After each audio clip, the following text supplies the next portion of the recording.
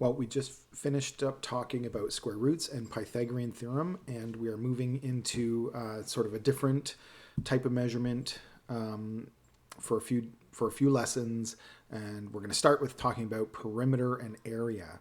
Okay, in a normal year, we start this with an activity where we do this first example, and the point of this is to try to get us thinking about what perimeter actually means.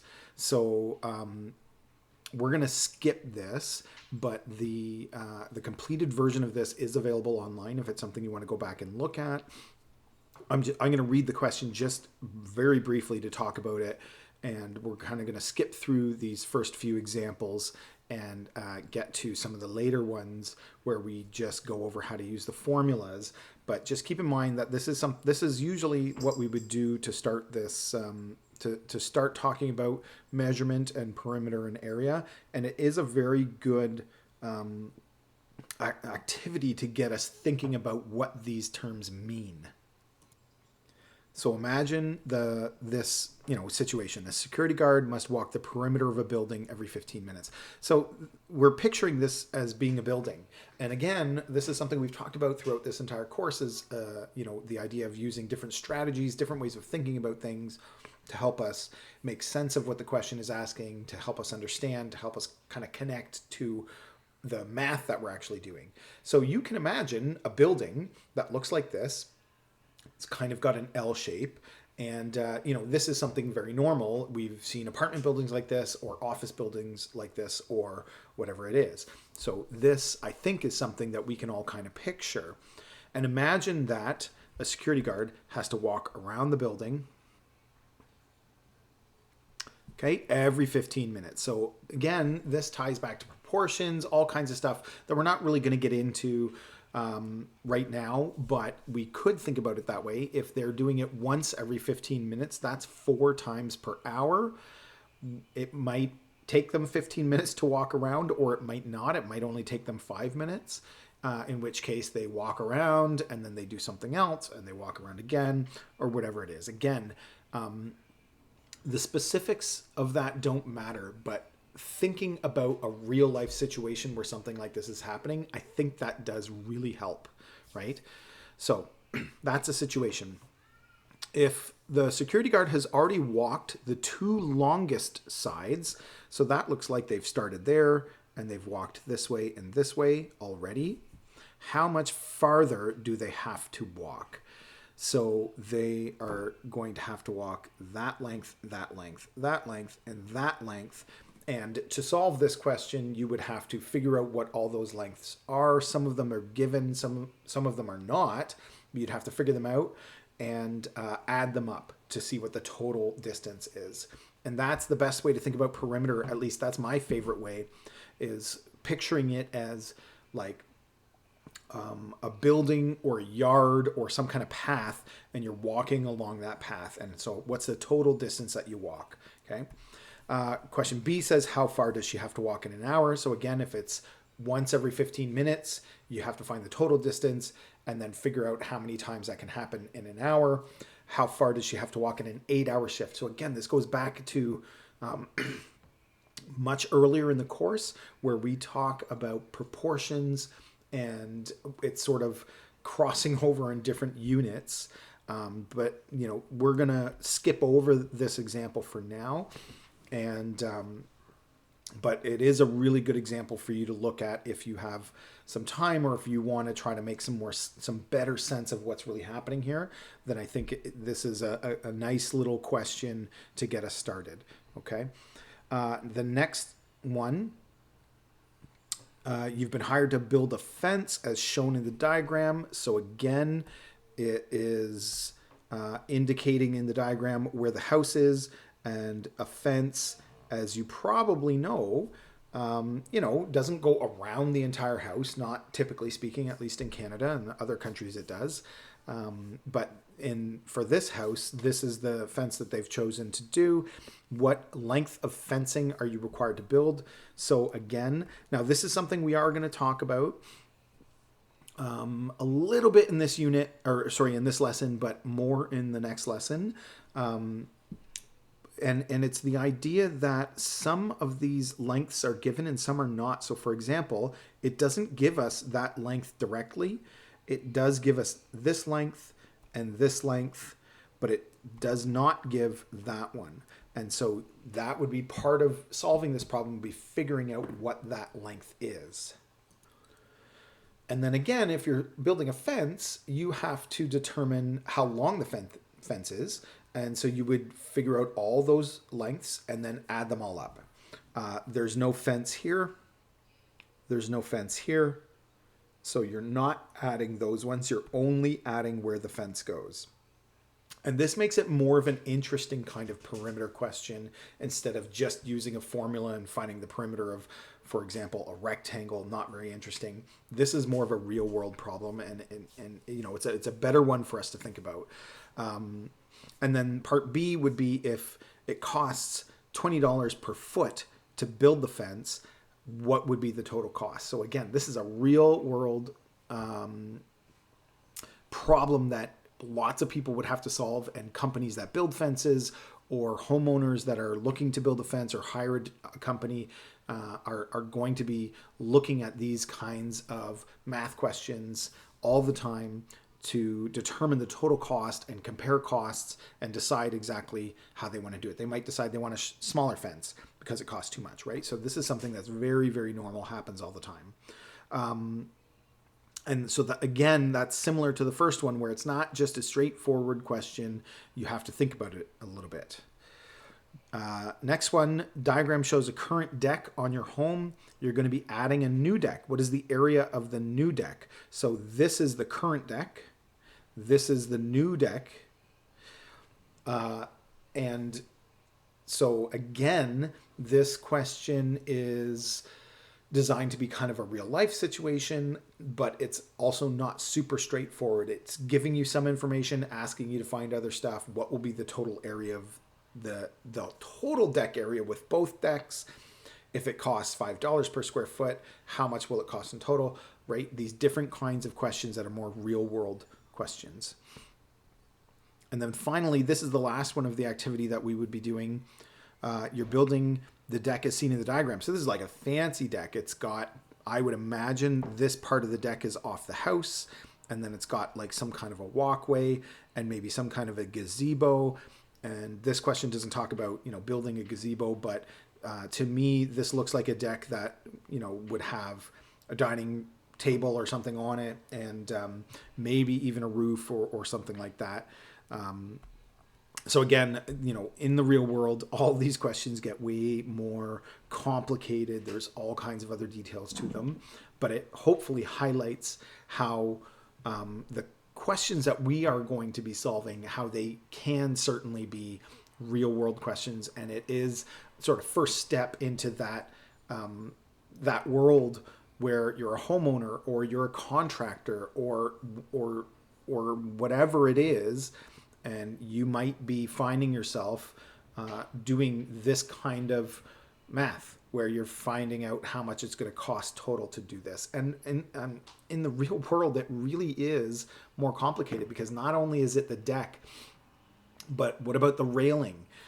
Because if a deck is a certain height, you need a railing, and maybe you need stairs, and maybe you need a roof, or maybe you need different kinds of posts, or like there's all kinds of factors that are involved, right? So, you know, in real life, the math gets a lot messier, but this is a nice example. All four of those are nice examples of, you know, like a real world problems that people might actually be solving. But what we are going to do, we're going to stick with some more simple ones, and we're going to just look at how we can solve some slightly more straightforward. Some of these questions are still going to have a little bit of thinking in a few parts. And in the next lesson, we're going to get into some stuff that's a bit more complex. But we're going to start simple, and we're going to look at how we can just use the formulas and get used to using the formulas that we're going to need to solve these kinds of questions. And, you know, again, get used to some of the terminology, some of the different words that we use. Most of this is stuff that you've seen. Most of it is not new. But the way you've done it in the past might be a little bit different from how we're going to do it now. Okay, so the instructions are state any formula that you're going to use, show your substitution. So we're not jumping to the answer. We have to show our work. And again, we're going to demonstrate what that looks like in every one of these questions. So if you just follow along when you're doing your practice and when you're writing tests, if you do it the same way, then you'll be good. And it tells us to round our answers to one decimal place and include units in our solutions. Now, generally speaking, instructions on tests, learning goals will include these kinds of statements, but even if it doesn't, you're always supposed to include units in your solutions. You're always required to show your work. Sometimes on a test, it just says at the very top of the test, for all questions, show your work, show all steps, something like that. So every single question might not say that, but it will be part of the expectation of the overall unit, or of the overall test. So just keep that in mind. But we're going to see what that looks like. Determine the circumference. So the word circumference has a special meaning. That's a special word that talks about circles. In fact, I'm going to pause for a second and go back and point out something else. But we're going to see this word come up over and over again, and it's a common word. And as I said before, some of the stuff that we're doing as we're introducing, looking at perimeter and area, and then we're going to get into volume eventually, is just the words that we use to talk about, different situations. So this formula sheet is something that is available in the classroom, and I would highly recommend you print it out if possible. If you're not able to print it out, if you were in class, we'd give you a copy of it. If you're not able to print it out, then you're going to want to copy it down. I'll show you the different parts. You don't have to copy every single part down, but you do want to have some of it, or have it available, like download it maybe and put it on your desktop so you have quick access to it, because you're going to want to be referring back to it all the time, and you want to get used to using it all the time. Okay, and everything in measurement comes down to these formulas. There are some situations where we don't have to use a formula, we just kind of think about it, but a lot of the situations we're going to need to look up the formula and use the formula. So having this formula sheet is very useful. Again, as we talked about before, there is no EQAO this year, but if we were doing EQAO, this is the same kind of formula sheet that you would get for that. So you get to use this on tests, you would get to use it on EQAO. You don't have to memorize these formulas, but you need to know how to use them. Okay, so we've got we've got perimeter and area, and obviously those are two totally different things, so we need to make sure we're using the right formula. And we've got it for a rectangle, parallelogram, triangle, trapezoid, and circle. Now, what I usually say in class when we're talking about this is for these ones, I say don't use those formulas. For perimeter, often, and we'll get into this in more detail a little bit today, but more in the next lesson, where when you're talking about perimeter, there's, I think, a better way to approach the situation than you trying to use a formula. Okay, so keep that in mind. If you're copying this down yourself, you don't necessarily have to copy those four boxes, as long as you understand the way that we're going to calculate perimeter. We're still going to be calculating perimeter for sure, but using these formulas sometimes makes things harder, actually. Okay, for area, you definitely are always using a formula, and for a circle, you're always using a formula. So if we look back at that first question that we were just we just saw, it talks about a circle and it talks about circumference. So circumference is the special word that we use for perimeter of a circle, the outside length of a circle. Okay, and so again, we're just using a formula to calculate it. So when I look back, this, and again, this is something that you've seen before, so I would imagine that most of you are quite confident with this, but I've got a circle, I have to find the circumference, and I am given this measurement. Now, there are two measurements that you might be given about a circle, and again, I'll ask you, and you can just answer for yourself. What is this measurement called? and what's the other measurement called, and how are they related. If we go back to the formula sheet, we can see that we are given that measurement because it's halfway across the circle.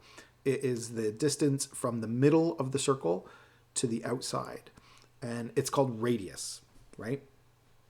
The other measurement that sometimes we're given is the distance all the way across the circle through the middle. Of course, you could go across the circle and not go through the middle, and that's a different thing. That's not something we talk about in grade 9, so we don't have to worry about it. But this one sometimes we're given, and we often call it D, and it is, D stands for diameter, right? So diameter is the distance all the way across the circle through the middle, and the radius is just from the middle to the outside.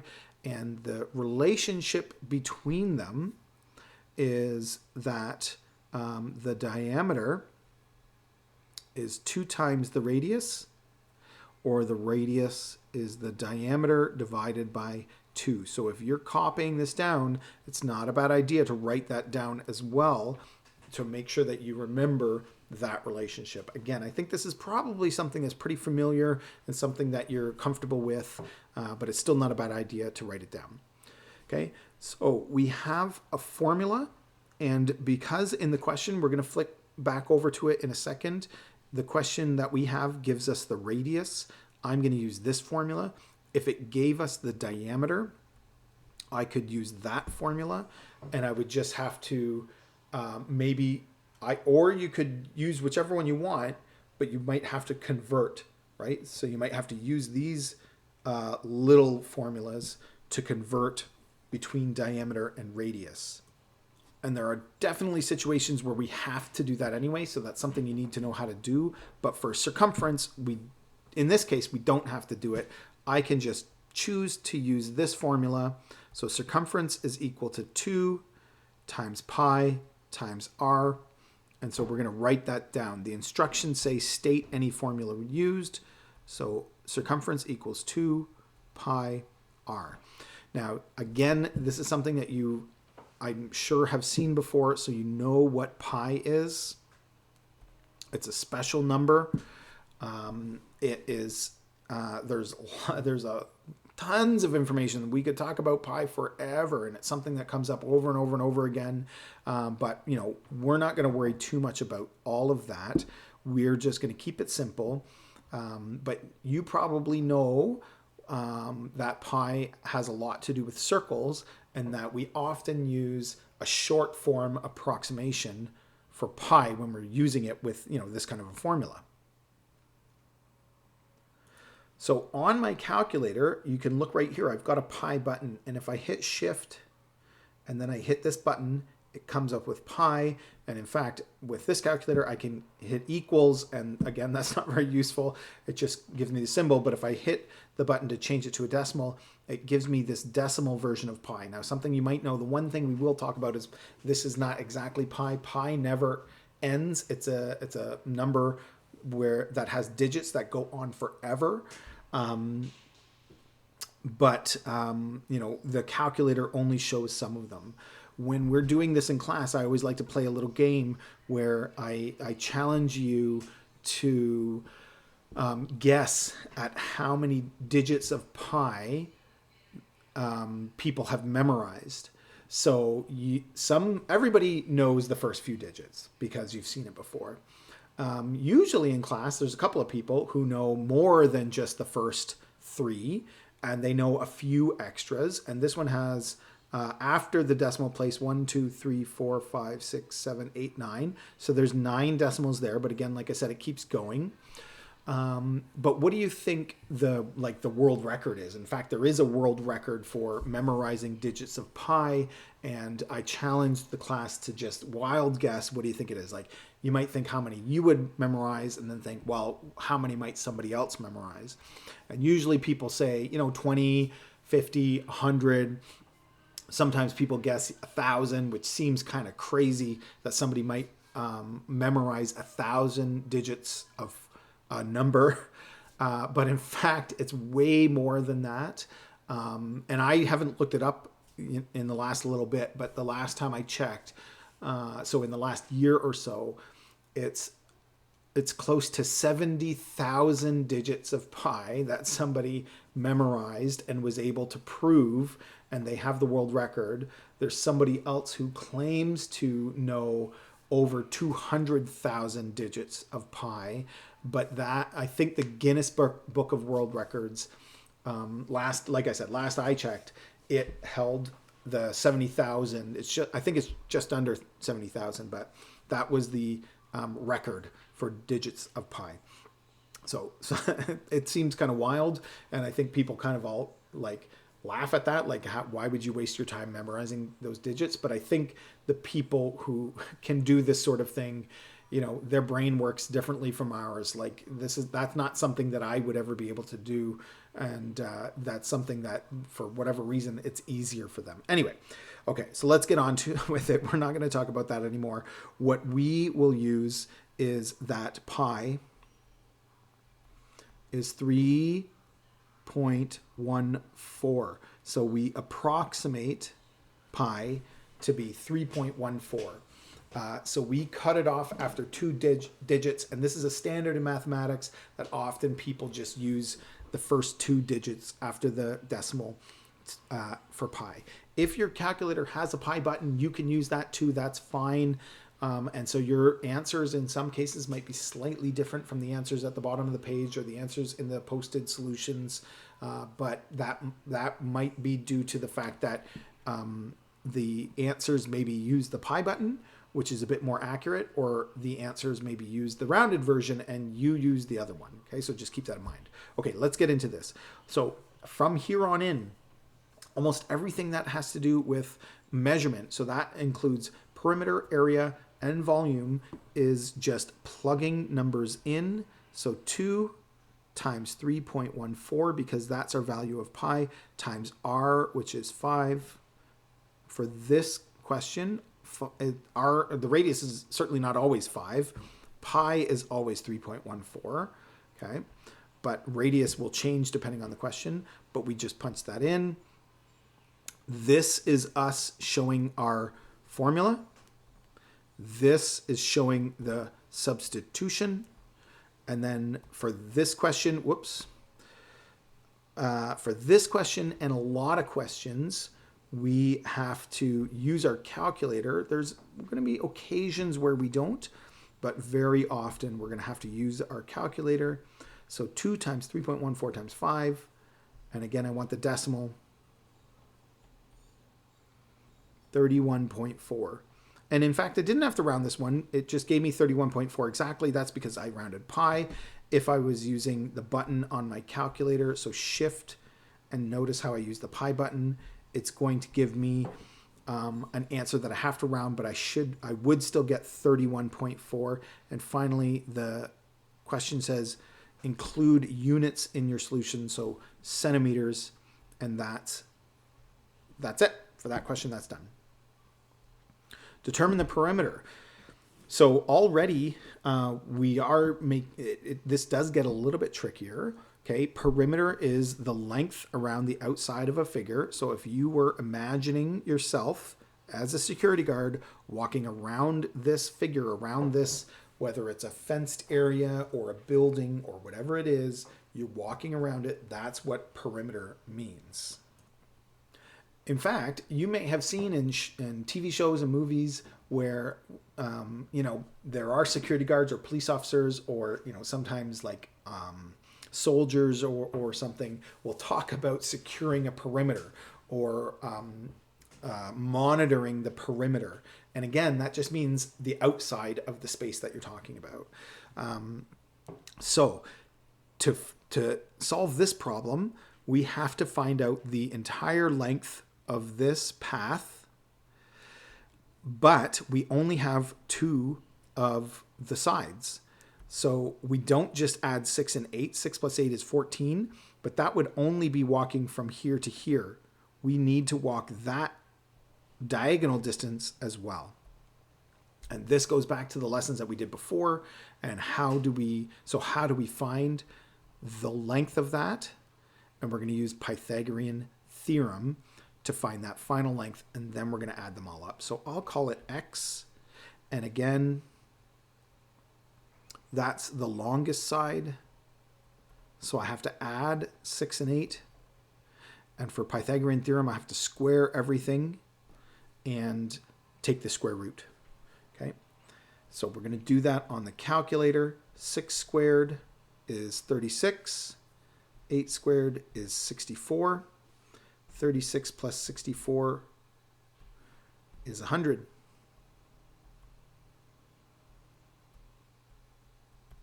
Square root of 100 is exactly 10. So this one worked out nicely. But again, we talked about this before. They don't always. Okay. So now my perimeter. And this is where if you could look back at the formula sheet and you could think about the formula for perimeter, but really the better way to do it is just thinking about how we're just adding up the sides. So we're just adding 6 and 8 and 10.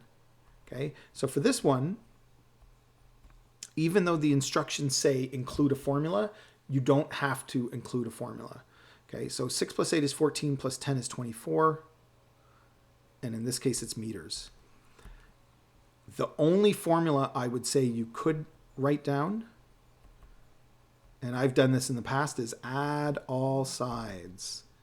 So we're not really worried about exactly what the formula is. If you look at the formula sheet, there is a formula, but I think, as I said before, that sometimes causes more problems than it helps. And so for perimeter, we just want to always think we add up all the sides. That's all we have to do. And so this triangle has 3 sides. I was only given 2, so I had to find the third, and then I just add them up. Okay. B. So B is tricky as well, and we're going to do more of this kind of question. This is a hard one to start out with, but we're going to do more of them. Again, we're finding the perimeter. We did circumference of a circle, but this is a little bit different because it's a half circle. But what we still want to do is we want to find the length, the entire length around the outside of the figure. So that way, and then all the way around that way, right? We have to find all of those lengths and add them together. Well, we already know this one. How do we find this one? And in the next lesson, we're going to talk more and more and more about, when it's not a regular shape. So this is a half circle, not a circle. So we don't have a formula for this directly. So you have to start thinking about what it actually means. Okay. So again, I could call this side length X, which is just the distance of the half circle part. Okay. I'm not including that, just the circular part. And X is going to be circumference of the circle, but divided by 2. Okay. If I go back to the formula sheet, there's circumference of the circle. So I'm going to take that, but I'm going to divide it in half because I only want half of it. Now, the reason I'm using this version is because it has diameter, and I'm given diameter in this question. So I could divide diameter by 2 and figure out that the radius is 8. That would also be fine. But, if I'm given diameter, I can also just use diameter. And then I'm going to divide it by 2 because I only want half of it.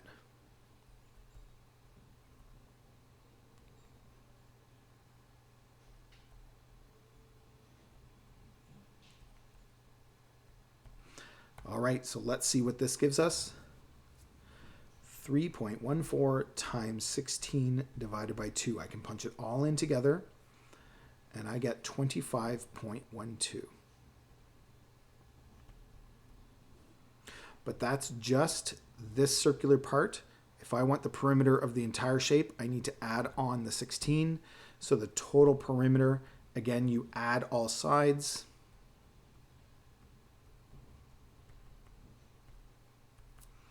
Which is 16 plus the 25.12. So I'm going to add 16 to that to get 41.12. And it says to round to 1 decimal place, so I guess I will round that and include units centimeters. Whoops, we don't want Excel, that's for sure. Now, again, this is a trickier one. So if you're a little bit unsure of this one, we're going to do more of it in the next unit. I wouldn't worry about it too much. Finding the perimeter of a half circle is something that you will see over and over again. So we've done one example. Every half circle is going to be the same, so you can do it the same way. You just have to recognize that it's got those little tricks to it, right? But as long as you've got this copied down, you've got an example that you can follow for how to do this. And this does lead into the next lesson where we start to find perimeter and area of figures that aren't regular figures. They're irregular figures, so they've got some kind of twist to them, and there might be two parts, like we're finding that part, and then we find the total afterwards. So keep that in mind. Question C. Again, this is just find the perimeter, okay? And so I'm going to go to my formula sheet, and the formula sheet does have parallelogram on it, which is what this is. And you'll notice that it just says to add all the sides, add B and B because it's got two of them, and C because it's got two of those. But we can also just realize that perimeter is always add all sides. Now, one nice thing about this question, again, this is something you've probably seen. What do these tick marks mean? They mean those side lengths are equal, and there's two of them, whereas on the other side there's only one of them, so those side lengths are equal. Now, there's nothing about it there being two versus there being one. It doesn't mean it's double, okay? It just means it's a different side. So the side lengths in this shape across from each other are equal. So if I'm going to add all sides, all I'm going to do is add 8.3 plus 6.2 plus another 8.3 plus another 6.2. And a really good trick for this is to, whenever you're doing any kind of question, we're going to talk about this more when we get into more complex shapes, but count the sides. 1, 2, 3, 4. Okay, I'm just marking them so I know that I've counted them. 1, 2, 3, 4. Okay, and it's 4 sides, and I've added 4 numbers together so I know that I've got all 4 of them. And then I'm just going to punch that in. 8.3 plus 6.2 plus 8.3 plus 6.2. 29 meters. Okay. And that's perimeter. Now we're going to do just a couple of examples, a few examples of area. Perimeter is a little bit different. It's a little bit trickier. We're going to look at more of it tomorrow, or in the next lesson, I should say. But with area, you're pretty much always sticking to your formulas. Okay, sometimes the questions are a bit trickier and you have to use more than one formula, but you are always using formulas. Compare that to perimeter, where we didn't really use a formula. We just looked at all the side lengths and added them all together. So for area, I'm going to go back to my formula sheet. I'm going to find the shape. I'm going to find the formula, and I'm just going to write it down and use it. Area equals pi, there's that pi symbol again, times r, which is radius, squared, right? So that's what that formula means.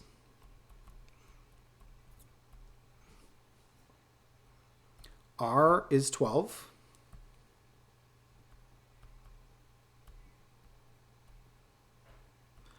Squared.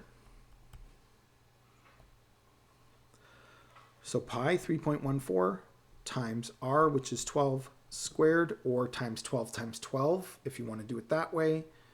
And that gives us, rounding to one decimal place, 452.2 centimeters squared. A couple things here. If you didn't round to one decimal place, that would be fine, because the answer only has 2 decimal places, so that would be totally acceptable. And it's centimeters squared because we always include the squared for units when we're talking about area, right? Again, that's probably something you've seen, and it can be hard to remember sometimes, but hopefully you can remember it. Triangle. Again, back to our formula. Find that shape. Back to our formula sheet, I should say. Find that shape. Notice that this one has 2 formulas. You get to pick your favorite. I would say you probably don't want to use that one. You probably want to use this one, okay? So when you on your own formula sheet, if you print this out, you can cross out the ones you don't want. You can circle the one that you do want. Or if you're writing it out yourself, you don't have to copy every single one down. You can just use the ones that you like. BH over 2 means base times height divided by 2. My base is 24. My height is 10. The only thing that we have to know is the base and the height have to be at a right angle to each other.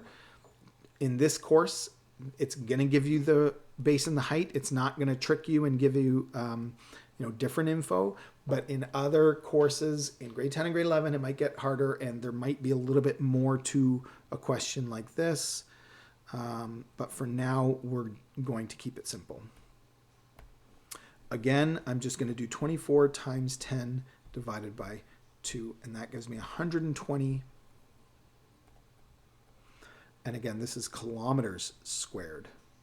So notice how it really is about the formula, and you're just subbing in and solving using your calculator, showing your formula, showing your substitution, and having your answer with your calculator with units. Okay, I think these are the last two.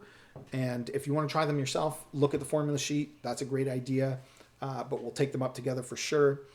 And it really is just about identifying the shape and then using the formula. So if you'd like to pause the video, go for it and try them, and then you can check your answers after. Okay, so this is called a trapezoid, and there it is. We look at the formula. Again, this formula, it's got two versions. One of them has a fraction in it, so you may not want to use that one. You probably will like this one better. Notice the bedmass, the brackets, a plus b first, then multiply by h, then divide by 2. So we're going to go back and we're going to write down the formula.